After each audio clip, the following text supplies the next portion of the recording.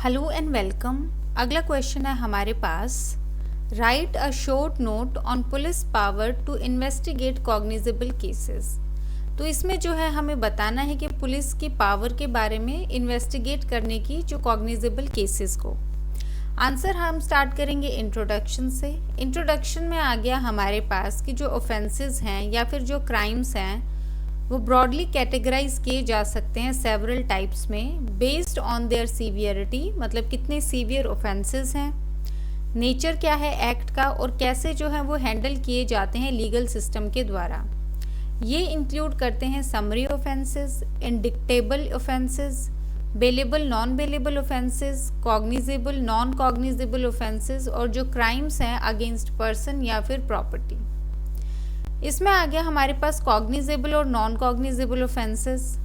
Legal terms में एक cognizable offence जो है वो है जहाँ पे पुलिस जो है वो अरेस्ट कर सकती है किसी भी पर्सन को बिना किसी वारंट के और स्टार्ट कर सकती है एक इन्वेस्टिगेशन बिना प्रायर परमिशन के कोर्ट के।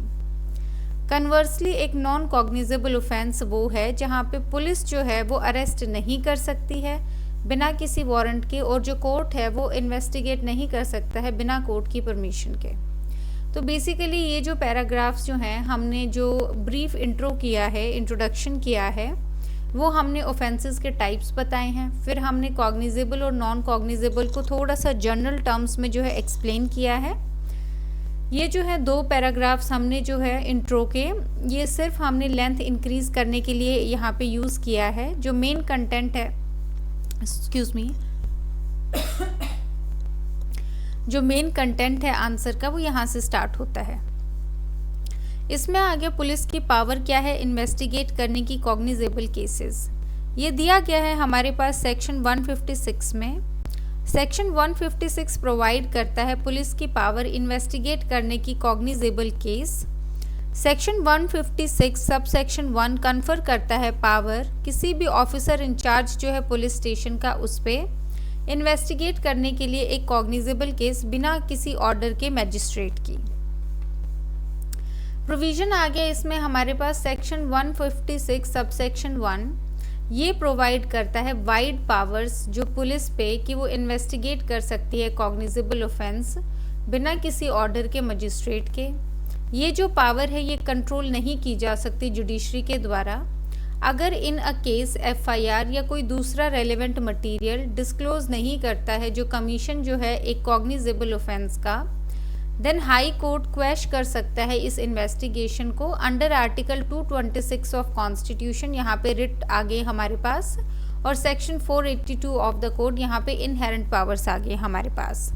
तो बेसिकली कौन सा प्रोविजन प्रोवाइड करता है उसके बारे में हमने बताया है, और बताया है कि अगर कॉग्निजेबल ऑफेंस का डिस्क्लोज नहीं है तो यहाँ पे हाई कोर्ट के पास पावर है इसको क्वैश करने की।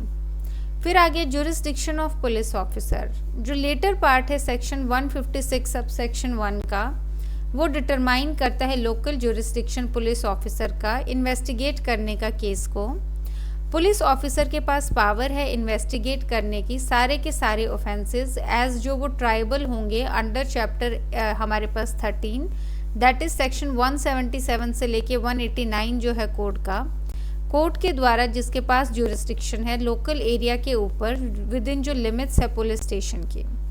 सिंपल टर्म्स में ये कहा जा सकता है कि जो जुरिस्डिक्शन है पुलिस की इन्वेस्टिगेट करने की एक केस को, जो लिमिट्स हैं हमारे पास पुलिस स्टेशन की, वो को एक्सटेंसिव है, मतलब सिमिलर है या उस हद तक है जो टेरिटोरियल जुरिस्डिक्शन है कोर्ट की ट्राई करने की केस अंडर चैप्टर जो है हमारे पास 13। तो पुलिस की इन्वेस्टिगेशन पावर और कोर्ट की जो ट्राई करने की पावर है वो सेम जुरिस्डिक्शन में है। सेक्शन 156 सब सेक्शन 2 इसको क्लियर करता है कि कोई भी इरेगुलरिटी जो है इन्वेस्टिगेशन में वो विशेड नहीं करेगी ट्रायल को। तो अगर कोई भी इरेगुलरिटी हुई है इन्वेस्टिगेशन में तो उसकी वजह से जो है ट्रायल अफेक्ट नहीं होगा ये बोल के कि इन्वेस्टिगेशन में यहाँ पे एरर है तो ये जो ट्रायल है इसको ख़त्म किया जाए, ऐसा नहीं होगा। केस लो आ गया हमारे पास state of Orissa versus Sharad Chandra Sahu 1996 supreme court. Supreme court ने इसको क्लियर किया है कि जब इन्वेस्टिगेट करते हैं कॉग्निजेबल ऑफेंस को, पुलिस जो है वो बार्ड नहीं है इन्वेस्टिगेट करने के लिए किसी भी नॉन कॉग्निजेबल ऑफेंस को जो अराइज कर रही है सेम फैक्ट्स में। यहाँ पे ये जो है आपके पास अलग से क्वेश्चन भी पूछा जाता है बहुत बड़ी, कि जब एक इन्वेस्टिगेशन हो रही है कॉग्निजेबल ऑफेंस की, तो क्या पुलिस जो है उसमें जो नॉन कॉग्निजेबल ऑफेंस इंक्लूडेड है उसको इन्वेस्टिगेट कर सकती है या नहीं कर सकती है। तो इसमें जो है आप ये केस लॉ यूज़ करेंगे और प्रॉपर आप वहाँ पे बताएंगे कि अगर एक सेम फैक्ट्स पे केस चल रहा है और यहाँ पे जो है कॉग्निजेबल ऑफेंस भी है उसमें और नॉन कॉग्निजेबल ऑफेंस भी है, क्योंकि कॉग्निजेबल के लिए बिना किसी आप वारंट के इन्वेस्टिगेशन या ऑर्डर के स्टार्ट कर सकते हैं, लेकिन नॉन कॉग्निजेबल में आपको प्रॉपर परमिशन या ऑर्डर चाहिए होता है मजिस्ट्रेट का। लेकिन अगर कॉग्निजेबल है और नॉन कॉग्निजेबल है, एक तो ये डीम्ड कॉग्निजेबल माना जाता है, प्लस ये केस लॉ भी ये चीज़ को क्लैरिफाई करता है कि जहाँ पे कॉग्निजेबल ऑफेंस की इन्वेस्टिगेशन है और वहाँ पे नॉन कॉग्निजेबल ऑफेंस अराइज हो रहा है, तो पुलिस जो है उसके लिए भी इन्वेस्टिगेट कर सकती है। कंक्लूजन में अगेन हम बताएंगे कि अगर ऐसी कोई सिचुएशन अराइज होती है जहाँ पे केस कंसिस्ट करता है both cognizable as well as non cognizable offences का, देन जो सेक्शन 154 सबसेक्शन 4 है वो प्रोवाइड करता है कि केस जो है वो डीम्ड माना जाएगा कि वो जो है हमारे पास कॉग्निजेबल केस है, बिना इस चीज़ से मतलब रखे कि जो उनमें से कुछ ऑफेंसेस हैं वो नॉन कॉग्निजेबल हैं। तो अगेन अभी हमने जो पढ़ा है कि जो नॉन कॉग्निजेबल है प्लस कॉग्निजेबल है, इसको डीम्ड माना जाएगा, ये कॉग्निजेबल है। अब इस आंसर में जो है 2-3 बातें ध्यान रखने वाली हैं। पहला यही कि हम 10-15 मार्कर के हिसाब से इसको जो है कर रहे हैं आंसर को। इसमें हमने इंट्रो जो है वो जनरल बताया है कि क्या हमारे पास कौन सी कैटेगरी होती है ऑफेंसेस की। उसके बाद आ गया हमने थोड़ा सा कॉग्निजेबल नॉन कॉग्निजेबल के बारे में बताया है। फिर हमने मेन कंटेंट शुरू किया है, दैट इज़ पावर क्या है पुलिस की इन्वेस्टिगेट करने की। इसमें हमने जो है जनरल सेक्शन बताया है, फिर प्रॉपर प्रोविज़न को डिस्कस किया है, जुरिस्डिक्शन बताया है, उसके बाद केस लॉ किया है और उसके बाद जो है हमने कंक्लूड किया है। अगर सेम क्वेश्चन आपके पास 5 मार्कर में आता है, आप इंट्रो में जो है कॉग्निजेबल और नॉन कॉग्निजेबल को एक एक लाइन में डिफाइन करेंगे। उसके बाद जो मेन कंटेंट है दैट इज़ पुलिस की जो पावर है इन्वेस्टिगेट करने की, आप वहाँ से स्टार्ट कर देंगे। इसको एक्सप्लेन करेंगे, प्रोविज़न को एक्सप्लेन करेंगे, जुरिस्डिक्शन को एक्सप्लेन करेंगे। केस लॉ आप 5 मार्कर में स्किप कर सकते हैं, लेकिन आप कंक्लूजन में जो हेल्ड किया गया है वो बता सकते हैं, जो केस लॉ में हेल्ड किया गया है या जो हमने कंक्लूजन में पढ़ा है।